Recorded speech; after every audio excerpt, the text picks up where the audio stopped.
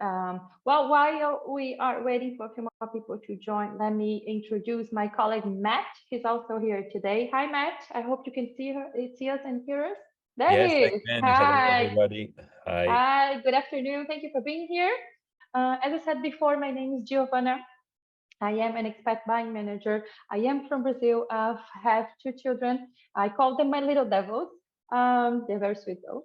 I did move. I moved to the Netherlands about almost 15 years ago. It's going to be 15 in January, I believe. I rented. Well, I have to change that. It says I rented a place, but I rented at least 10 places before I bought my first home.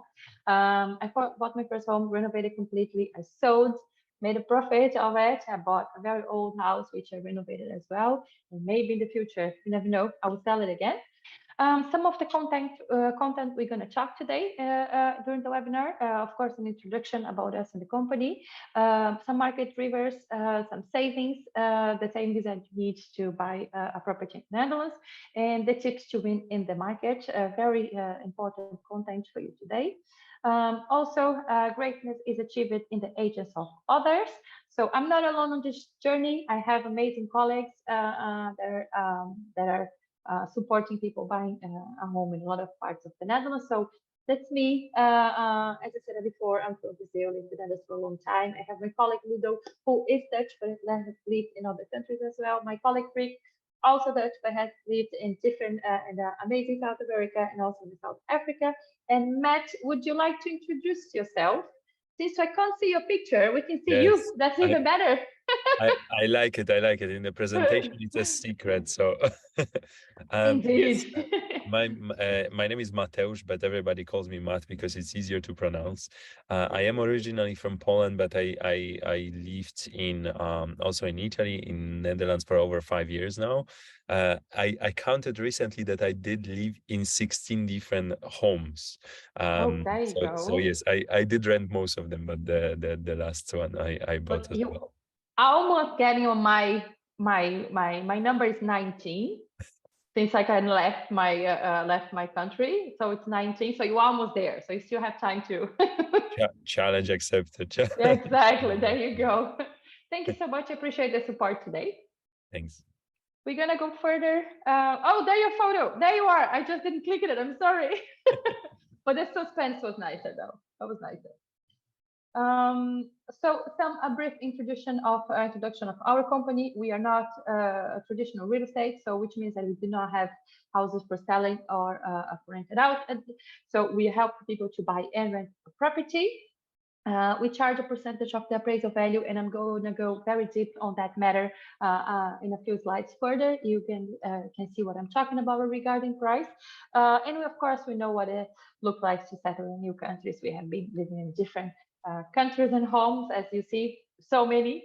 So we know what you've been through, especially passing to rental, going through rental to buying. It's also a big step. So we know how the process is. And I think that's a very important thing. What's your added value? Selling agents do take offers from agent more seriously. When you have an agent, when you have us working for you, they know that we have checked everything, that we have checked all the documents, that we know that you are a reliable candidate for the property. So that makes the seller part much more comfortable. We can sometimes book viewings when it's no longer possible. That's true. A lot of agents do leave some spots for other agents. So we are able to help you if you cannot book your viewings yourselves.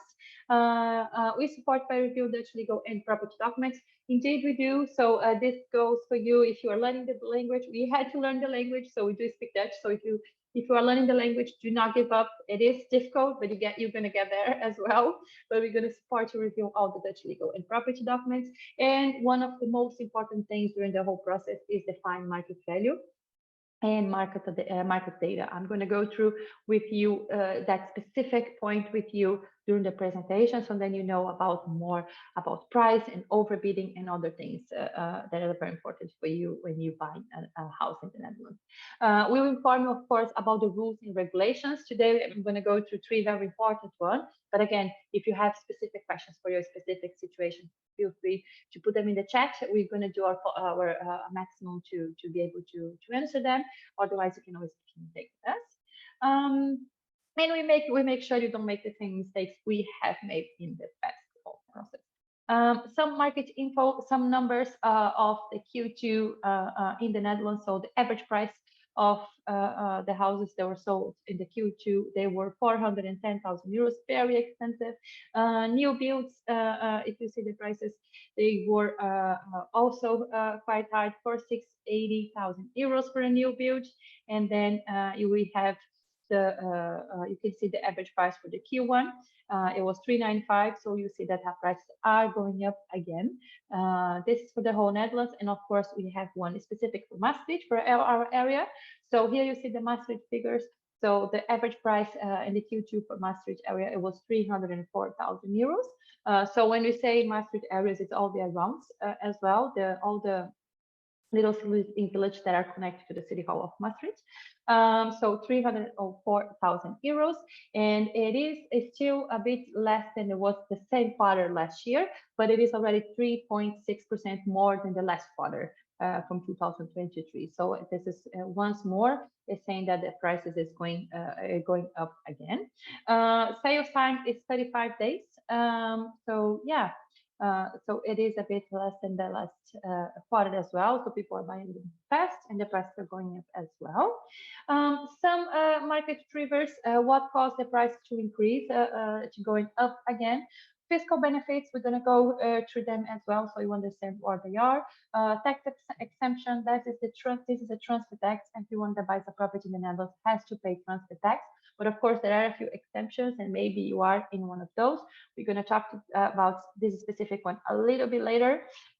Interest rebate, you also are allowed to have interest rebate in the Netherlands, so you can calculate the whole mortgage value monthly and deduct the interest rebate already. You can receive once a year, or you can decide to receive every month as well. That's something that your mortgage advisor will go through with you. No capital gains, tax-free parent donation is going to end. So this is if your parents live and pay taxes in the Netherlands. So if they live and pay taxes in the Netherlands, they are allowed to donate some money for you to buy a house. Today, this year, 2023, up to 28,000 euros. Well, it's 28,900 something. So I'll go to up to 29,000 euros, and they don't have to pay any taxes, or you don't have to pay any taxes either. It's tax free, but above that value, you do have to pay taxes. But if your parents next year, this tax-free parent donation will end completely, so you're gonna have to pay taxes. The taxes will have to pay by any value.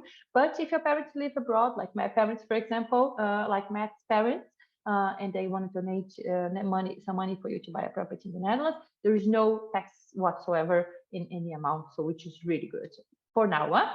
Just so you know, maybe the government, we don't know much about the government because right now there is no government, but we don't know what they're going to do in the years to come, but just for you to understand. Low interest rates, although a lot of people believe that interest rates are quite high, rent is still higher, and the interest rates are historically low still, comparing to years and years ago. Of course, comparing the interest rates, comparing to last year, a year and a half ago, when it was around 1.9, 1.8, some people 2, 2.1. Of course, they are higher, but the normal interest rates in the Netherlands is between 6 and 7, 8%. So it's still a lower interest rate. And if you compare how much you're going to pay monthly for your property and for your rental value, and on the equity you can come to, the interest rates are actually quite low on that side. High rents, again, this is something we can go on and on and on, right? About the rents in this country. It is ridiculous high, and this month it went up again, so which makes it even more difficult for people, even more difficult, even not difficult for people, but it makes people even want to buy a house even more. Lack of supply. So I remember last webinar, I did say the lack of supply was around 300,000 properties in the Netherlands. There was an article a few weeks ago that put the amount up to 400,000 properties. So it's even worse than we thought it would be. So there are not enough properties for everyone. So which means that every property you go, about 200 people also want to go, also want to make an appointment. So that makes the price increase. And then who pays the most and have the best offer? the best conditions will be the one who get the property, right? The current market, we talked about it, the increase of the interest rates, but it's still historically low if you look at the history of the Netherlands. 8% more active listings, we see that. Less overbidding, that's true. If I compare the same time last year, it was insane about the overbid. It was starting to get a bit low, but it's still a lot. So what we see right now is, and by overbidding, I mean market value. I will explain to you very deeply on that one a little bit further in the presentation. Not asking price and not funda value. Value. I will go through that with you in a few minutes. But what we see right now, it's a kind of an stabilization of the overbidding. Although depends on the property. Let's say a property that is energy label A++, great location, nothing to do in the house. I mean, literally nothing to do, maybe paint a wall or so. You do have the chance to have more people coming because not everyone is handy and wanted to make a renovation. I do love it though, so you can always call me. But then you have more chances to have more people coming and sending more offers. So that's when the overbidding might happen. But again, we're going to go through overbidding and you're going to understand what it is. But we do see less in the market, more in a stabilization of it. And depends on the property, you have a little bit more and you have a little bit less.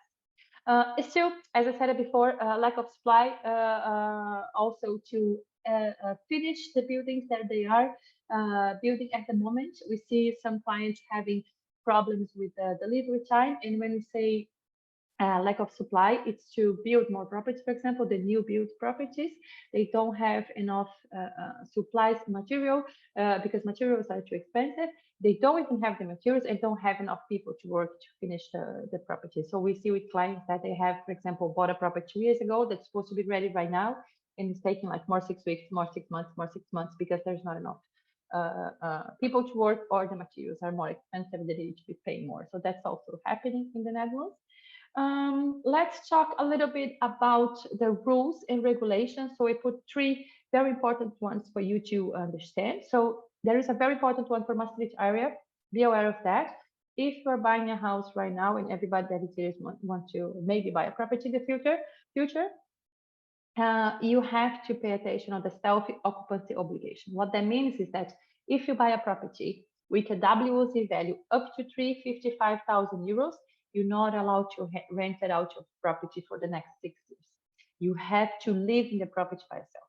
So why the law is over there? This law is over there to try to stop the people with so much money, the investors, to buy the cheap properties and just put it in the market for rent. That doesn't give us, the normal people without that much money in cash, an ability, the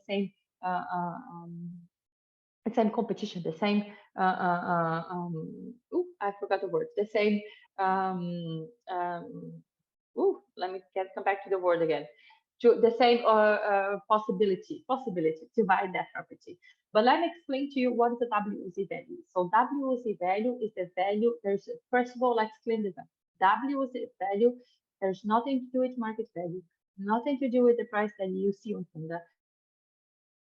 The property is the value given by the municipality to charge you all the taxes, garbage taxes, water board taxes, all the taxes that the municipality can come up for you to pay. So that's what WOZ value is. So when you see a property on Funda, that's a value for asking for you to pay to start the process, right? There's nothing to do with WOZ value. So normally WOZ value is lower than the values that you see in the market for a house to buy. But if you have any doubts, you can also go to a website called woz.nl, put the zip code of the property, then the number as well, and then you see the value is, what the WOZ value is. And there you're going to see the value for January 2022. It's always 1 year and a half, almost 2 behind. So that's the WOZ value. And based on that, you know if you're allowed or not to rent it out your property. If the WOZ value is below 355, you're not allowed to rent out your property in Maastricht area for the past 5 years, for the next 5 years. The law got in place on the 1st of October 2022. For example, in Eindhoven, the law got in place in April 2022. In Amsterdam, I think it was also April 2022, but just for you to have an idea, you see here that it says 6% of the municipalities are a part of this scheme, but it's actually 80% now. A lot of people are being a part of this scheme. There are a few cities that are not. So if you want to live around Maastricht, for example, sorry, you can always access the website of the City Hall, and then you can see about the self-occupancy obligation. If you click on that link, it goes directly to Maastricht website, and you can see the cities that are a part of it. Another good thing, NHG to increase to 405. So what happened? NHG is a special mortgage. National mortgage guarantee is in English, the translation, nationality hypotheekgarantie in Dutch. So which means that it's a special mortgage. It has a little bit of special conditions, but you can only, the interest rate is normally a little bit low, and it gives a bit more, let's say, security. For example, if you lose a job, the NHG will be covering you for, depends of course on all the conditions, will be covering you for a while. But let's say you bought a house for 500 euros, 500,000 euros. And then the market went down 40%, and then you have to sell it because you can't pay anymore, or because whatever happens. Then NHG will cover that gap, for example. You do have to pay a fee for that. It's 0.6% of the purchase price. It's one-time fee, but you can only buy a property. I did use the 500 as an example, but you can only buy a property up to 405,000 euros. So it was 355 last year, and now it's 405. So it's quite a high value, especially if we see what was the value that was most of the houses were sold in Maastricht. Maastricht was 305, something like that. So 405 should cover a lot of those houses. So yeah, always talk to your mortgage advisor. But of course, if you work with us as your agent, I'm always going to remind you to ask that as well. Yeah, and just remember 405 is the top. There is also, remember when I said about transfer taxes exemption? So this is a limit of the transfer taxes. So if you buy a house in the Netherlands up to 440,000 euros, and you are younger than 35 years old, and you never bought a house before, you don't have to pay 2% transfer taxes. Remember that 2% very well, because in the further in the presentation, I'm gonna remind you about it. So if you are, remember, if you are younger than 35, you're buying a house of maximum of 440, you do not have to pay 2% transfer taxes. Let's say you have a partner, and your partner is, you are 31, and your partner is 37. So still, and the house costs 430, you do get 1% of transfer taxes, that exemption that you don't have to pay, and your partner has to pay the other 1%, of course. But there are also, you can, all the links are over there. You can click it and go a bit further in the whole explanation. If you buy a house property buy to let, it means that you have, there is no exemption whatsoever. You have to pay from this year on, the transfer taxes are 10.4%. So it doesn't matter how old you are, how is the value of the property, it doesn't matter of anything. You will have to pay 10.4%. But still, check the WOZ value, because it's for, if it's below 355, you won't be able to let anyway, but just so you know. Yeah. What do you need in savings before you start? So remember, I told you to remember those 2%. So that's what we're going to talk about. So here, I'm going to give you a big picture of it, and then we can go through all of them. So what do I need to have in savings? So basically what we say to our clients is like this. In the Netherlands, you can finance what the market value of the property is. The valuation given by an appraisal for the house. So the appraisal will tell the bank how much the house is actually worth. That's how much you can finance, if you have the budget, of course. So based on that, you pay. That's what you can finance. But you can't finance the process of buying a property. So that's why we say to our clients, you need to have 3 to 5% of the purchase price in cash to be able to finance a property. So let's work with a property of 300,000 euros. That's, I think, an example works better. So then, if you are younger than 35, you never bought a property in the Netherlands, you alone or you, your partner, so it means that you're going to need 2%. So that's around 12%, yes, 12,000. If you are older than 35, then you will need 5%. So then you need about 15,000 euros in cash in a property that's around 300,000 euros. That's more the calculation that you have to do. 3% if you can use the transfer tax exemption that you don't have to pay, and 5% more or less from the purchase price if you have to pay the transfer taxes. So what is included on that? Mortgage deed and transfer deed. So for the Maastricht area, the notary costs about 1,400 with everything included. A bank or a mortgage advisor, believe me, the bank also charges you to make your mortgage. They not just because you have a bank account on ABN that they're going to make your mortgage for free. They will charge you anyway. A mortgage broker, we put a very high price because we never know who you're going to choose, but most of them cost around 2,500, 2,900. But they are tax deductible, which means that the next tax you get a very fair amount back. We charge a percentage of the appraisal value, so I will explain that to you later. Appraiser, that's the one that's mandatory. If you need a mortgage in the Netherlands, you need to have an appraisal come into the property and make a valuation report. That's in Maastricht, it costs 695. I had one done this week, that's why I say it's specific. I know it's specific the price. Technical inspector, 465. It's not mandatory. It's up to you, but we as your agent, if you work with us, we're going to let you know if it's necessary or not, what is going to be our advice, and you are always free to choose, of course. Our interpreter is also mandatory. If you a translator, if you do not speak Dutch fluently, it cannot be only understand a little bit, it has to be fluent, then you do need to have a translator. One tip about this one, done it for myself. My first house, I was a bit afraid of signing everything, so I wanted to have a translator in Portuguese, and it cost me like, oh my god, it was a lot. It was like 500 euros. So I thought, ooh, second house straight to English because it's much cheaper. So if you're English, if you feel comfortable enough with your English to go to legal papers, English is the most cheapest translator you can find.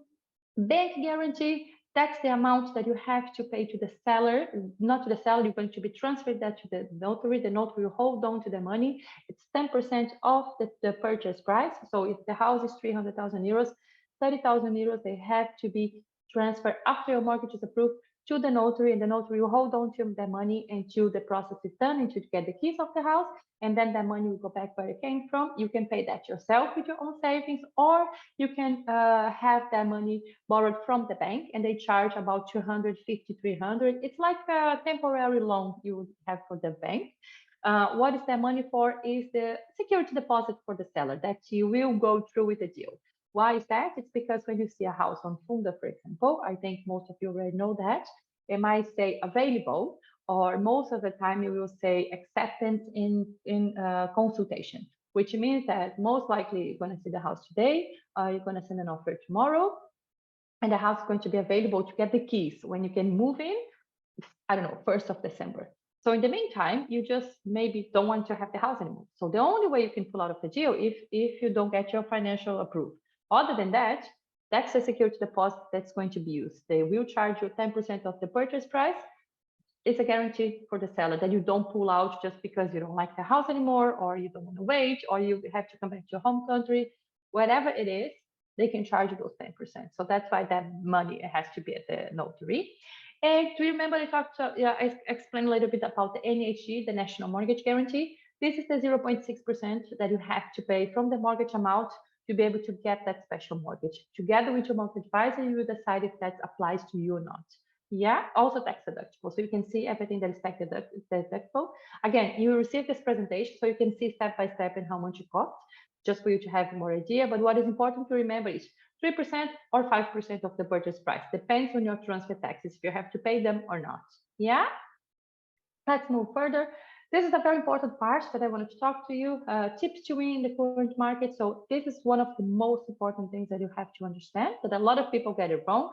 It's about the value of the property. So we have an example here. Let me drink a little bit of water because this is very important. This is asking price of the property. This property that we got it on Funda, 395,000 euros. So this is what I want to talk to you. Let me explain to you about asking price. So let's see on this way. For you to be able to put a house to sell on Funda, you have to be a real estater. You have to have an agency. So that's how it goes. And then once you add your property on Funda, you can choose literally how much you want to ask for the property. I don't know, let's say I love my house. I think it's very pretty, but let's say someone tells me that the house is only worth at 700, but I want to have 1 million. I can put it 1 million. Will I sell it? Probably not, but that is how it goes. So when you see the asking price on Funda, it doesn't mean that the asking price of Funda is the correct market value for the property.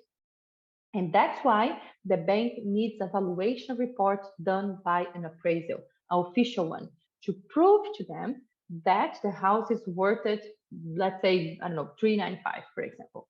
So what do we do? Do you see here, asking price? Remember, asking price is Funda value. For me, as an agent, what is very important is the green part, the market value. So 450. And in this case, you guys paid for this house 435,000. Let's understand overbidding right now.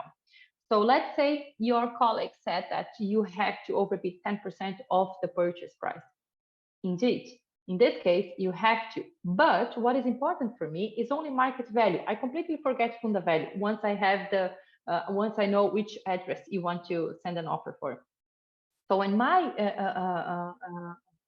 side of the story, I would say no, you have to overbid 4.8% because this is the correct market value for the property. Asking price on Funda is just the beginning of the transaction.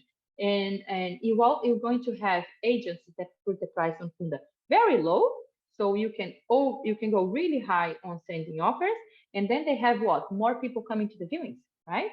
So, or you can put, or some of them, and we're going to see it further, put the price very high, and people cannot even pay that, or they pay that, and then at the end they can't finance because the bank says that the house is worth it less. So I will show you that with an example that it makes easier. So in this case, you guys only overbid 4.8 of the property, so you didn't have to overbid 10%. 10% is Funda value. Funda value have no value for the bank, for your mortgage. So what is important for the mortgage is the market value, is the value given by an appraiser. So what we do as an agent, our agents does, before we send the offer, we do a price research to find out what the market value of the property is. And based on that, we start working the offer. One thing I want to make clear here, the market value is 450. Purchase price is 535. So the 20K, you see it, it will have to be paid back in cash, plus those 3 to 5%, because the bank does, let's say this person has 1 million euros as a budget. It doesn't matter. Bank will only give market value 415. That's what's going to be in the report of the evaluator. Everything else has to be paid cash. That's how it works on the overbidding. So if you overbid market value, that's the real problem. That's the real overbidding. Let's look at another example. This one, asking price, Funda value. Remember, the guy just put any number that he wants over there, 375. Market value, 415. And then your colleague comes and say that you have to overbid 16%. Again, for us, you didn't overbid 16. You overbid 4.8. It's the same value. So that's for you to understand when you talk to someone in the streets or your friends or whatever who bought a house, that they say, oh, I had to overbid that much. The question has to be, did you have to overbid Funda or did you have to overbid market value? How much was in the report of the appraisal? And then you know if they actually overbid or not, right? So that's how it works. We have the opposite situation here. And I like this one very much because it happens more often than you think. Asking price for this property, 450. And then here, look, market value is lower than the asking price. And it happens often that also happens. And then that person paid 450. And then maybe that person will tell you that they didn't overbid. But in fact, they did 5.5%. They didn't overbid Funda, but they still cannot finance 100%. They can only finance 425. The other 25K, they're going to have in cash. You see the difference when they talk about overbid comes up and among the people when they talk about buying process. And this is again another example. Let's say the asking price on Funda was 450, you offer 425, and then the purchase price was also you offer 425, and the market value is 425. So you didn't overbid whatsoever. You pay what was fair for this house. You pay 425, but a lot of people will say that they bought under a Funda value. And then I know that I have always people calling me and say like, I want to work with you guys because you buy below funda value, because you buy below the market. I'm like, no, let's talk about this.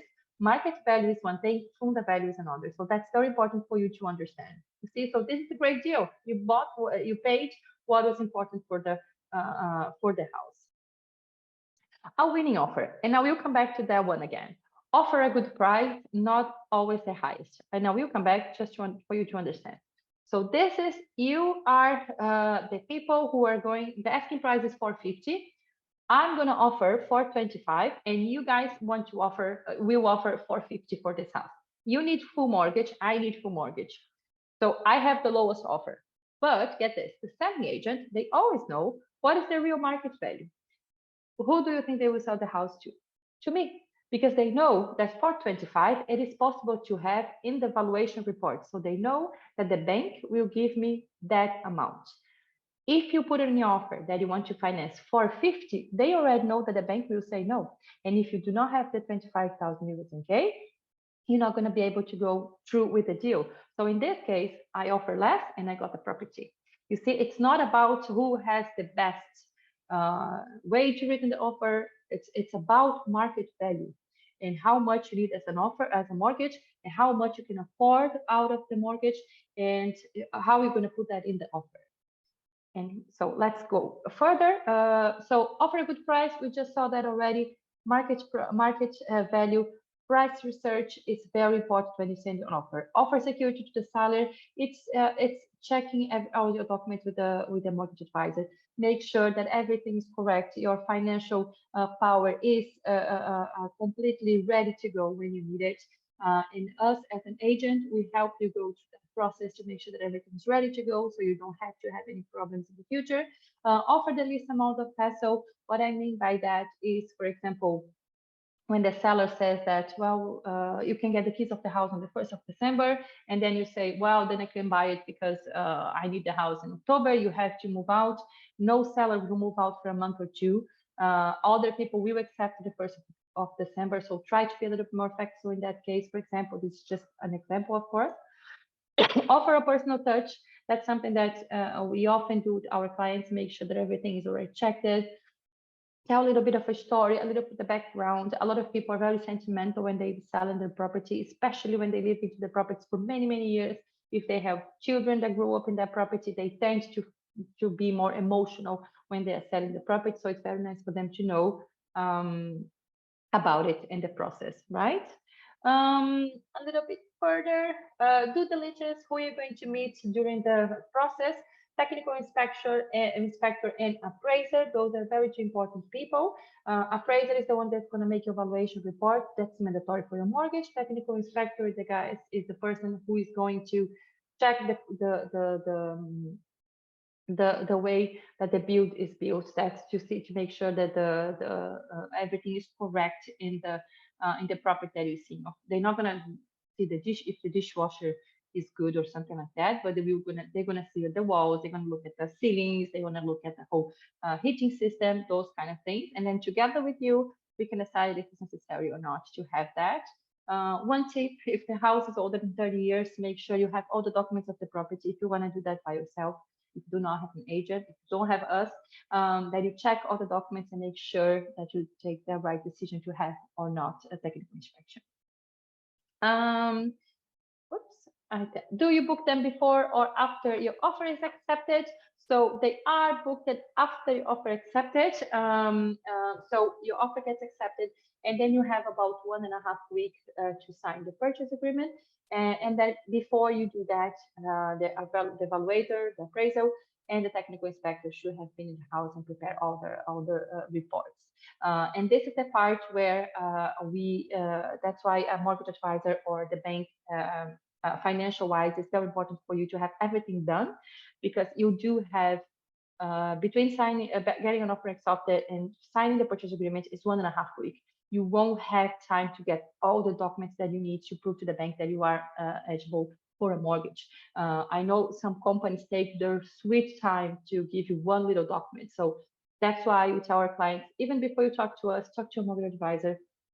They need to know, they need to see your documents. And since you're talking about the mortgage advisors, if you guys don't have one yet, if you need some names, please send me an email. There are very nice people in Maastricht that do mortgage for expats. They're very, very good at it. I have used them myself, so I can send you an email with a few names, and then you can just contact them and yeah, and see what they say about your mortgage. My advice to you would be talk to 2 or 3 of them, see the one that clicks the most with your own situation, and yeah, and that makes the process way more easier.